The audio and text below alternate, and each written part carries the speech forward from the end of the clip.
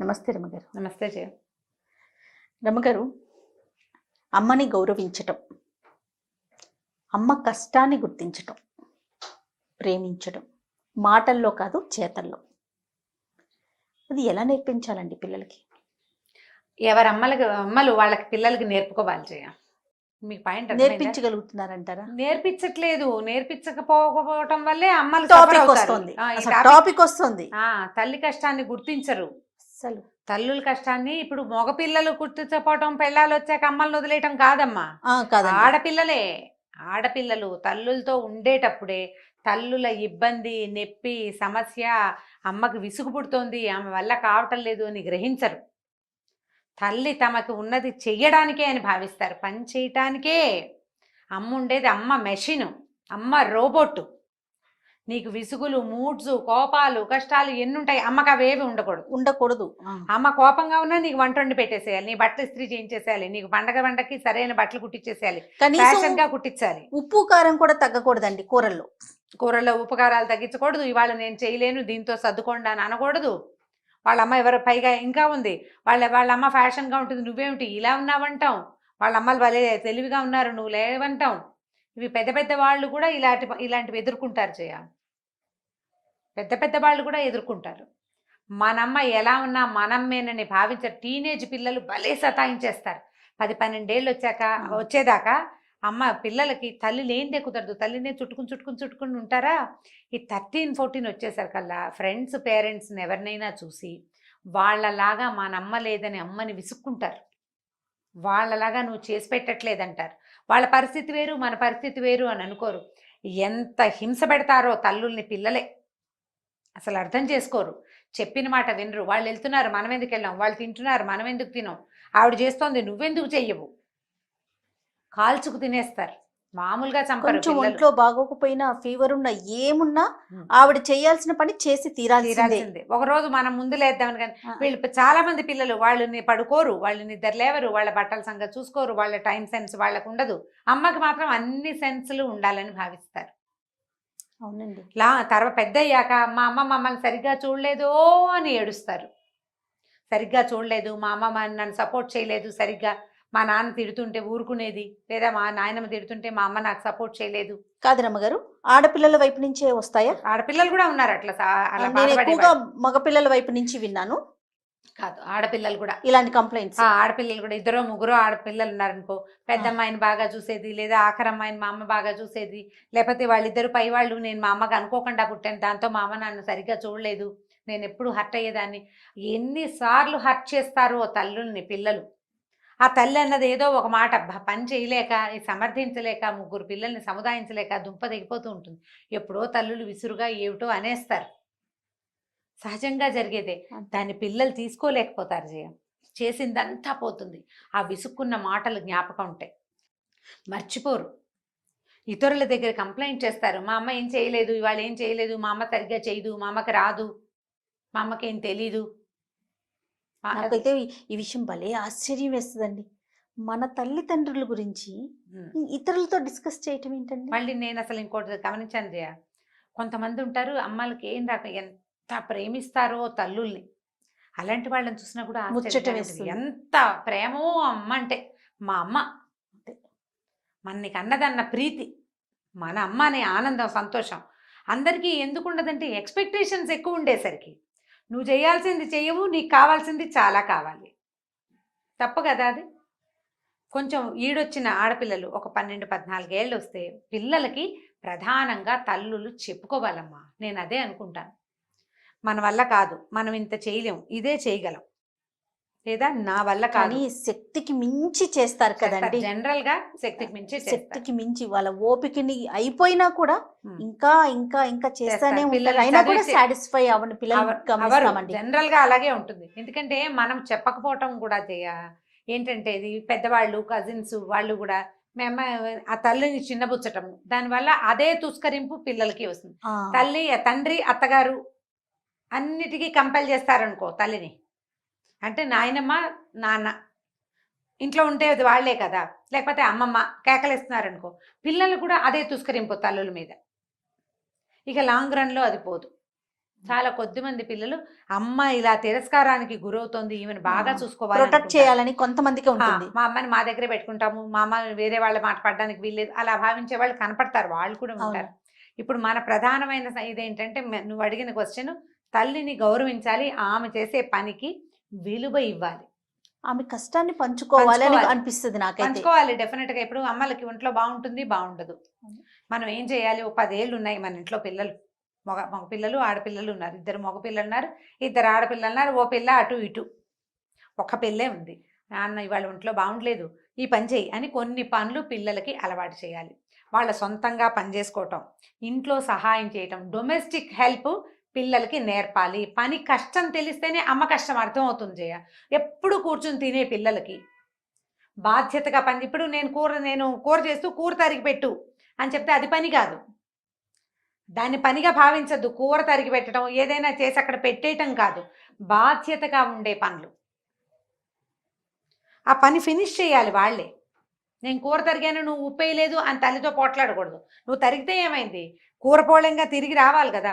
అమ్మ కూర కదుపు, అయిపోయిందేమో చూడు, పాలు దగ్గర నిలబడి పాలు పొంగేదాకా దగ్గర నుంచో, పాలు పొంగే ముందు కట్టేసి అయిపోయి స్టవ్ దగ్గర నుంచో అని చెయ్యాలి. నేనైతే ఒక ఫ్యామిలీలో చూసా, 18 ఏళ్ళు వచ్చిన స్టవ్ దగ్గరికి వెళ్తే భయంట తండ్రికి, పిల్లని వెళ్ళనివద్దు నువ్వే చేయమంటాట ఆయన. పిల్లలు వెళ్తే ఎట్లా స్టవ్ దగ్గరికి, ప్రమాదం. ఎప్పటిదాకా ప్రమాదం, 10-12 ఏళ్ళు వచ్చేదాకా. 12-13 ఏళ్ళు వస్తే పిల్లలకి తెలియదు, ఇంత ఎత్తునవుతారు. ఆయన వెళ్ళనివట్ట. ఇంటర్మీడియట్ అయ్యాక ఆ అమ్మాయి ఫస్ట్ టైం స్టవ్ మీద పాలు పెట్టి మై అచీవ్మెంట్ అని కూడా ఫ్రెండ్స్కి ఎవరికో పెట్టింది. మొట్టమొదట స్టవ్ మీద పాలు పెట్టి వాటి దగ్గర నుంచి ఉంటుంది దాని జీవితంలో. 18 నిండాకే మనం బళ్ళు ఇవ్వాలని చెప్తుంటాం కదా, అలా ఇచ్చారనమాట. వీళ్ళు కనపడతారా, 10, 11, 12 సంవత్సరం రాకుండానే వెహికల్స్ ఇచ్చి రోడ్ల మీదకి వదిలేసే వాళ్ళు కనిపిస్తారు. వాటిని ప్రోత్సహించవచ్చు, దాన్ని ప్రోత్సహిస్తారు. పిల్లలు ఫ్యాషన్లు నేర్పిస్తారు, 5-6 ఏళ్ల పిల్లల పనిచే లిప్స్టిక్లు వేస్తారు, ఐబ్రోస్ నీట్గా చేస్తారు, 10-15 ఏళ్ళు వచ్చిన నుంచి బ్యూటీ పార్లర్కి అలవాటు చేస్తారు, చక్కగా మేకప్లు గీకప్లు వేష అన్నీ వస్తాయి. స్టవ్ దగ్గరికి వెళ్ళకూడదు, అమ్ముందుగా చేస్తుంది, వాళ్ళని చేయించద్దు, ఆవిడే వచ్చి చేసుకుంటుంది. మీ అమ్మకి నచ్చదు కాబట్టి నువ్వు చేయొద్దు. అవి కూడా అసలు ఎలా ఉంటుందంటే, పిల్లలకి తల్లి కష్టం అర్థం కావాలంటే మొత్తం సమాజం అంతా, ఆ ఇంట్లో ఉన్నది, ఆమె ఇంట్లో ఉన్న మొత్తం గుంపంతా దానికి తోడ్పడాలి. అప్పుడే వాళ్ళకి పని విలువ, వ్యక్తుల విలువ, ఆ పని చేసే మనుషుల తాలూకు శ్రమ పట్ల ఆలోచన ఏర్పడతాయి.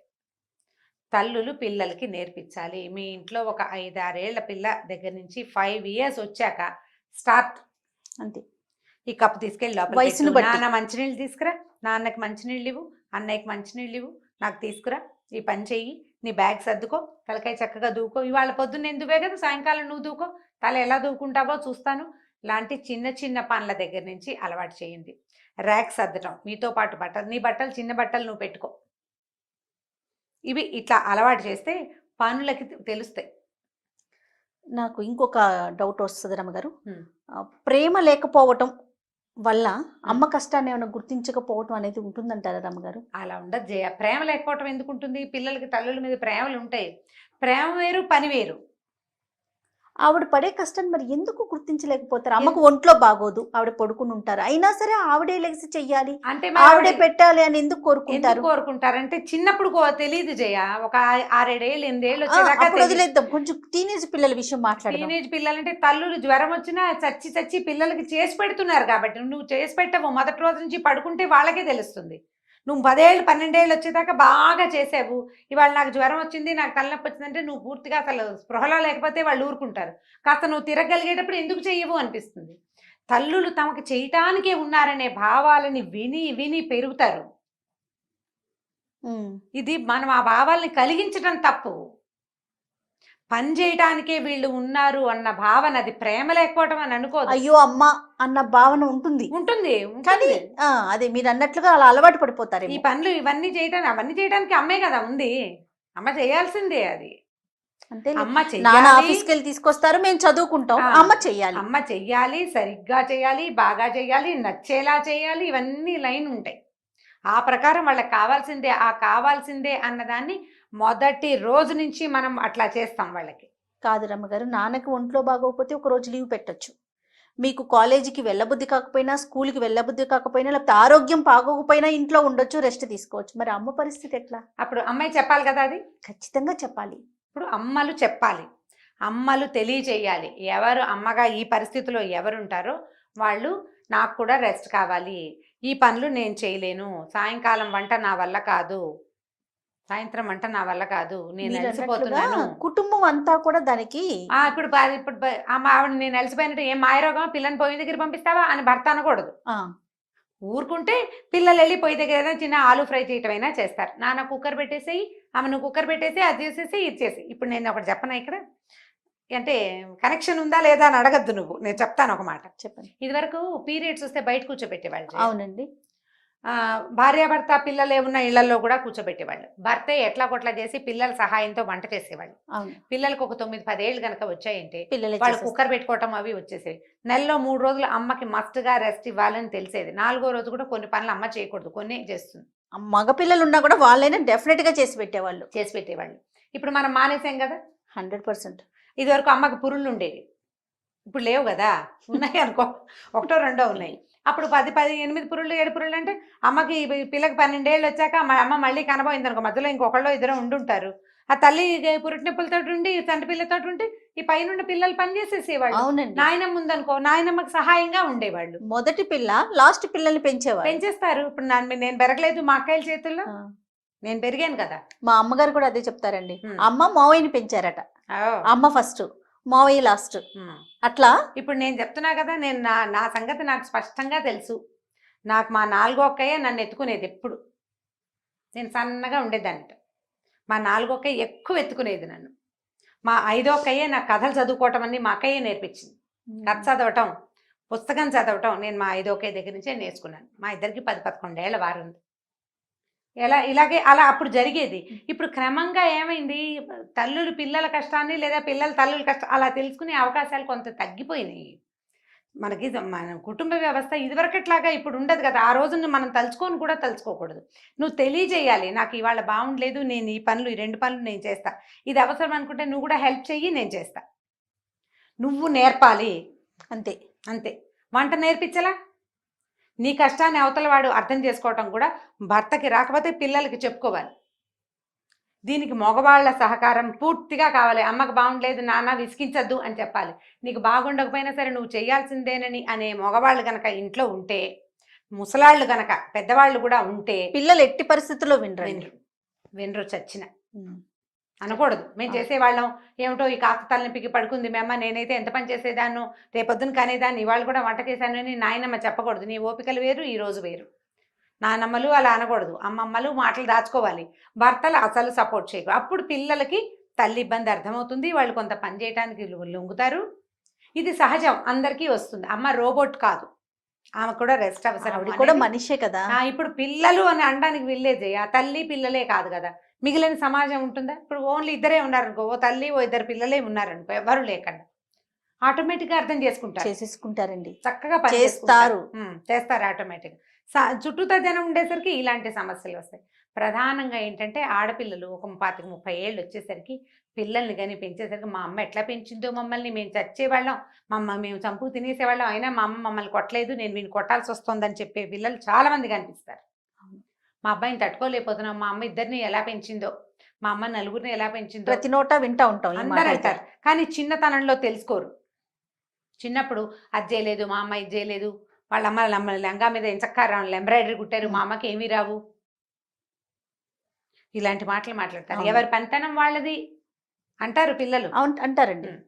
మా అమ్మ అందంగా లేదు అంటే మీరు ఎంత అందంగా ఉన్నారో, మా అమ్మ అందంగా లేదు, ఏమిటో అవే మాటలా, పిచ్చి మాటలు.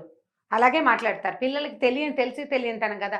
తల్లులు తండ్రులు చెప్పాలమ్మా, తెలియచేయాలి. లేదా కజిన్స్, ఇంట్లో ఉన్న పెద్దవాళ్ళు ఇలా అనకూడదు, ఇట్లా మాట్లాడకూడదు, అమ్మకు సహాయం చేయాలి, రేపొద్దున పెద్దయ్యాక నువ్వు కూడా ఇదే పరిస్థితికి వస్తావు, ఇలా చేస్తే మంచి పద్ధతి కాదు అనేది సమాజంలో ఇంట్లో ఉండే మిగిలిన సభ్యులు కూడా దీనికి దోహదపడాలి. పడితే కొంత మటుకు సెట్ అవుతారు. ఇంత కష్టపడేది మీ చదువుల కోసమే, మీ భవిష్యత్తు కోసమే, మీరు పిచ్చి వేషాలు వేయకూడదు, దుష్ప్రవర్తనకి చేయకూడదు, ఇవన్నీ ఎవరు చెప్తారు జయ? చుట్టుపక్కల వాళ్ళు వచ్చి చెప్పరు కదా, ఇంట్లో తల్లే సభ్యులే. చెప్పుకుంటాం, ఒకటి తల్లి చెప్పాలి, లేదా ఒకటి తండ్రి తండ్రి, చెప్పాలి. లేకపోతే ఇంట్లో ఉన్న వాళ్ళు బిగిల పెద్దవాళ్ళు మంచి మాటలు చెప్పుకోవాలి కదా. నువ్వు మాట చెప్పకపోతే కుదరదు. చెప్పకుండా ఎలాగోలాగా కష్టపడి పనిచేస్తారు ఈడుస్తూ తల్లులు. అవునండి, అదొక బ్యాడ్ ప్రాక్టీస్.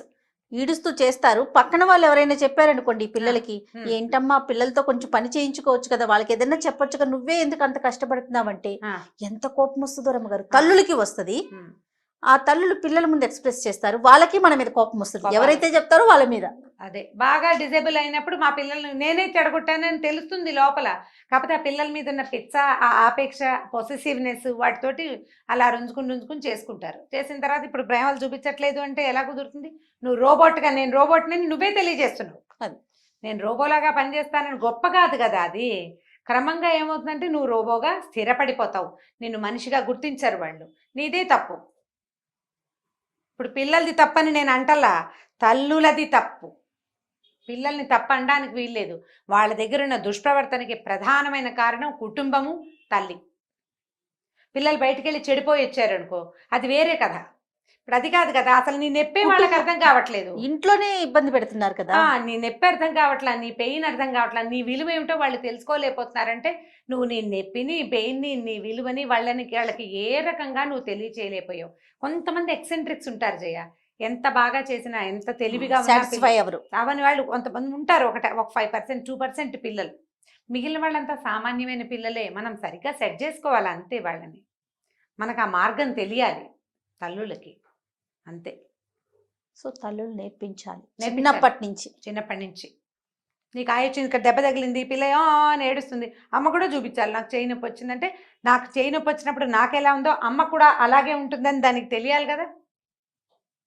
తెలియాలి. ఇది దాచేస్తాం కదా మన నొప్పులు దాచేస్తాం. పొసెసివ్ ఏంటంటే నా పిల్లలు నన్నే చుట్టుకుని ఉండాలి, నా కోసం నేనే వాళ్ళకి అన్ని విధాలా చూసేసుకుని, నేనే చచ్చైనా సరే వాళ్ళకి చేసేసి వాళ్ళని సంతోష పెట్టాలనుకుంటాం. మనం సాటిస్ఫై చేయలేకపోతాం, బాగా ట్రై చేస్తాం ఒక వయసు వరకు. ఆ తర్వాత ఏం చాలదు వాళ్ళకి.